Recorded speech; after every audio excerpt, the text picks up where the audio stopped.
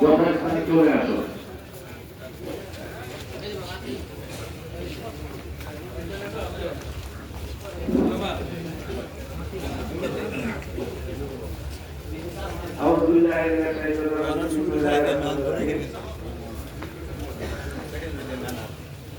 আজকের এই অনুষ্ঠানে যারা উপস্থিত হয়েছেন জাতীয় পক্ষ থেকে সকলকে তারা ডক্টর পক্ষ থেকে সকলকে আপনারা দয়া করে এই কাজটা আনন্দ আপনারা আপনারা আমাদের গণ্য যারা আছেন